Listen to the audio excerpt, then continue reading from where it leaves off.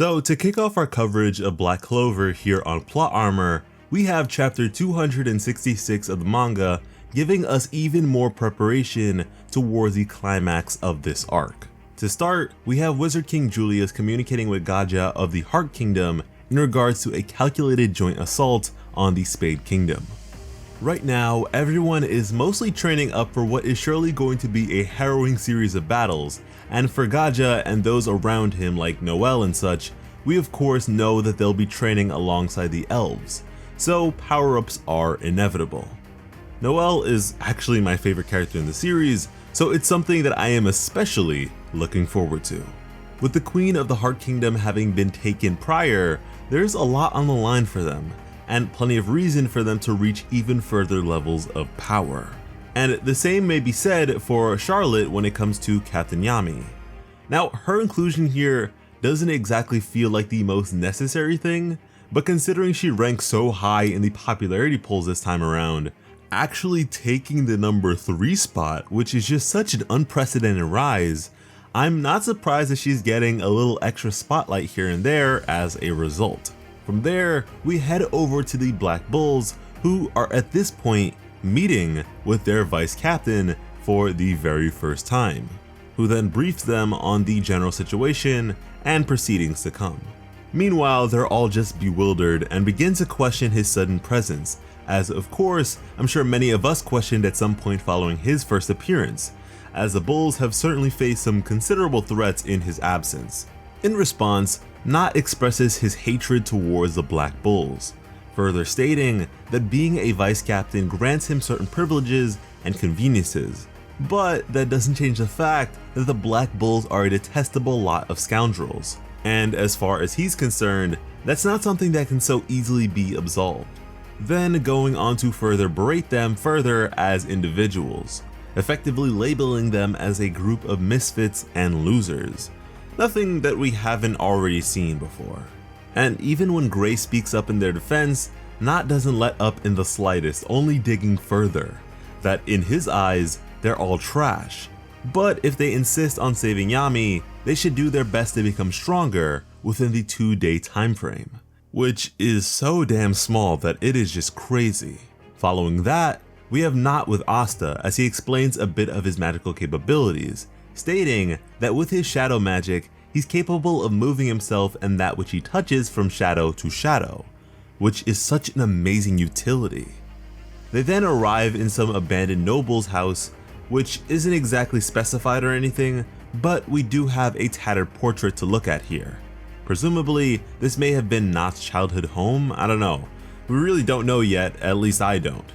From there, with the employ of his shadow magic, Nacht pulls Asta into what is essentially an extra-dimensional space that resembles that of a creepy chamber, then telling him that for the time that they have, being 2 days, he'll teach him everything that he knows about devil powers, in hopes that it'll further bolster his strength.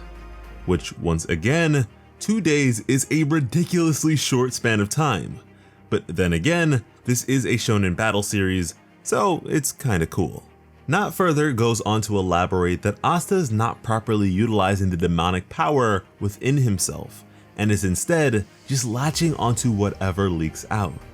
That instead, he'll now be made to actually deal with his devil by means of a formal contract. Now, normally such a thing would be done by means of an item-based conduit, but Asta is somewhat of an anomaly considering the state of his arm and associated grimoire. And in but a moment, Nacht utters a few words and Asta's demonic arm is no more, as a demonic visage materializes before him. From there, Asta is made to go face to face with the very source of his power, which somewhat materializes a twisted alteration of his human visage, presumably thanks to the genetic material of his arm having been sacrificed. And with that, Asta is expected to fight this thing. And that is the chapter. With this one, we had to wait an extra week for it to come out, and honestly, with the exception of the very last page, it was kinda underwhelming. I mean, honestly, it wasn't anything we didn't already know or expect. And maybe I'm wrong, but I feel like it could have been consolidated without taking up the whole chapter. but it is what it is. Now, as for this fight against his demon, for me, it's very reminiscent of when Naruto was made to face his inner darkness, although I'm certainly doubtful that it would be resolved with such a soft conclusion. It also brings up the question of how exactly he'll fight this thing. I mean, would he have his abilities or not? Considering in a sense that this thing is his power. And even beyond that, he's missing a damn arm right now. So that's bound to throw him off his game at least a little bit. Now, the demon looks like it's going to be shifting its form to resemble Asta here, so maybe we get to see the use of some power that he's yet to possess himself, or uses of his prior skills that go beyond anything that we've seen from them before. Now, I'm expecting us to see a bit of this training in the following chapter and such, but maybe for the sake of hype and all that, they won't reveal the full extent and result of it to us. That way, we can all be properly blown away when they're actually employed. From there, the question of what Asta's relationship with the devil will look like after all this then arises.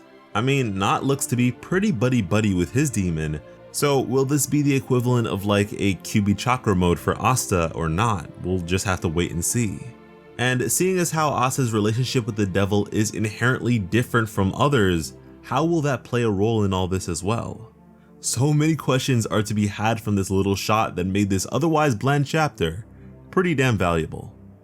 Black Clover is a personal favorite series of mine that I have been wanting to have incorporated into our regular rotation for a while now, so I am really happy to be bringing this video to you guys.